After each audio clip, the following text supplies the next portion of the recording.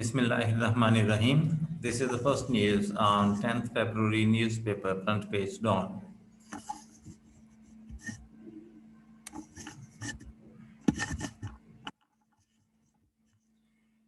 SBP to be made autonomous in line with IMF terms.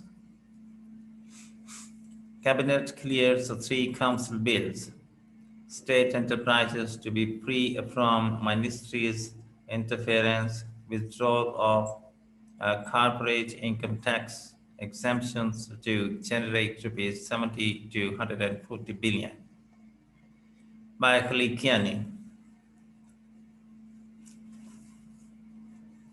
Islamabad, in order to meet IMF conditions for the revival of its stalled program, the federal cabinet on Tuesday cleared for introduction in a parliament 3 council bills, including the one allowing unprecedented autonomy to the State Bank of Pakistan to target inflation rather than economic growth.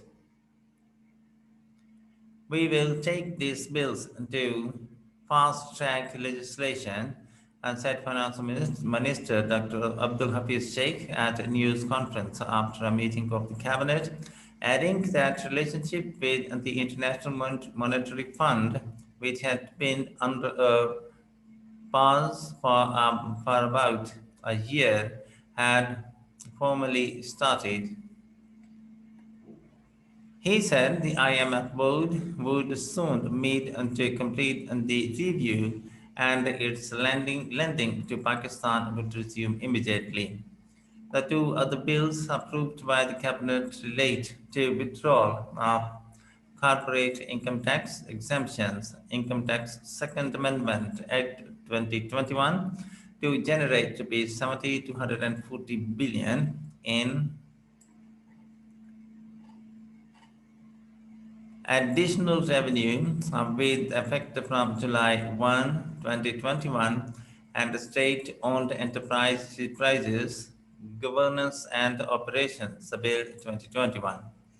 Dr. Sheikh, who was accompanied by Minister for Industries Hamad Azhar, advisor to the Prime Minister on reforms and adversity, Dr. Ishrat Hussain, the Finance Secretary and FBR Chairman, said the SOEs were operating in the country in the hodgepodge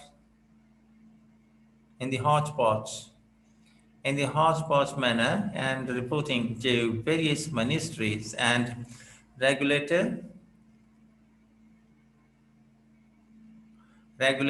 but now they will be governed by respective boards free from interference of the ministries.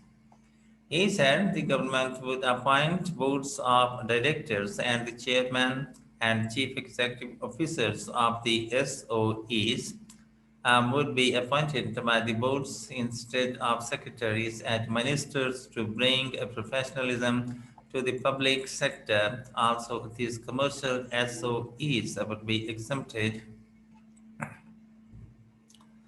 from the application of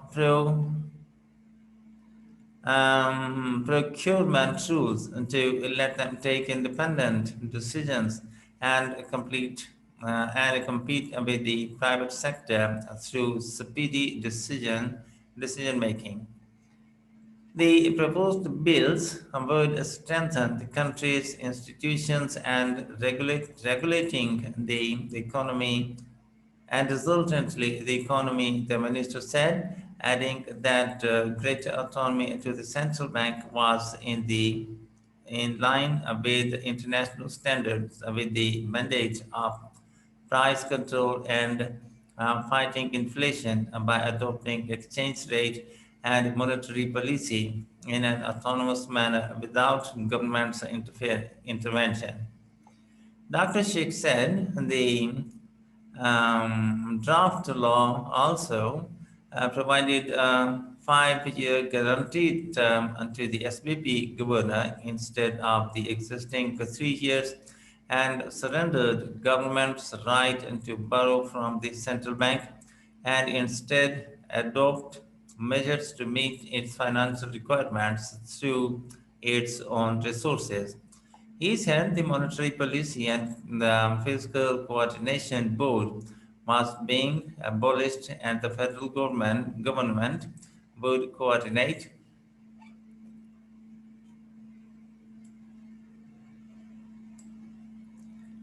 Islamabad Finance Minister Dr. Abdul Hafiz Sheikh, Industries and Production Minister Hamad Azhar,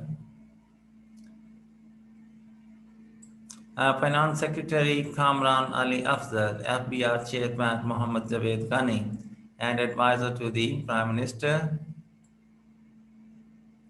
for industrial reforms, Dr. Ishrat Hussain pictured during a press conference on Tuesday, and Tanveer Shahzad White Star.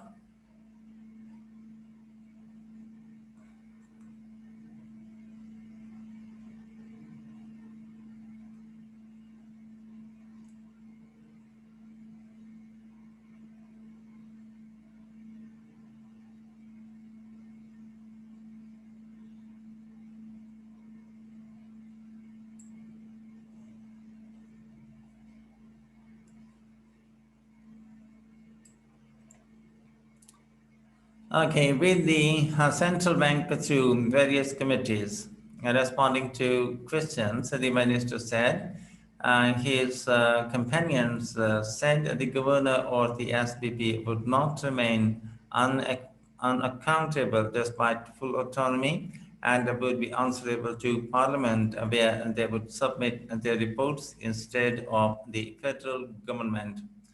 And they did not answer when asked what made the government to change its stance on absolute autonomy into the SBP, which it had been resisting until a few months ago, and for almost a decade when Dr. Sheikh was finance minister.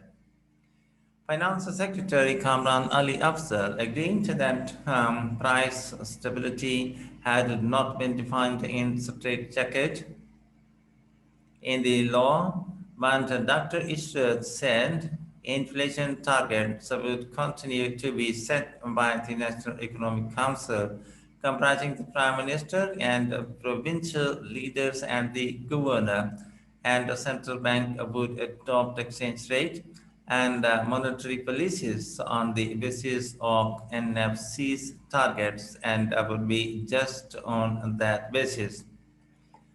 A senior official said submission of the SPP amendment bill into Parliament was a prior action required by the IMF for taking up Pakistan's case for revival of extended fund facility by its executive board.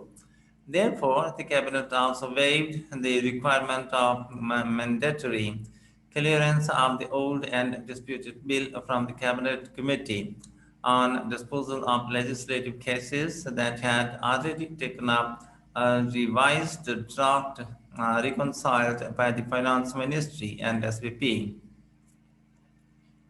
Under the SPP Amendment Bill, the authorized capital of the central bank would be rupees 500 billion and the SPP board would be empowered to increase the authorized capital through a resolution subject to government's consent. And the paid up capital of the SPP will be rupees 100 billion and to be made up through issuance of bonus shares by capitalizing profits or general reserve or through subscription of shares in cash by the federal government. The board, with a prior approval of the government, will be able to increase paid up capital as well. The SBP board, led by the governor, would be free to define, approve, and determine general internal policies and rules of the bank regarding execution of its functions and approve internal rules and formulate and oversee foreign exchange reserves and reserve management, strategic investment, and risk policy. The board will be also empowered to approve the central bank's budget, annual reports, and financial statements, and adopted and monitor SPP's policies on internal and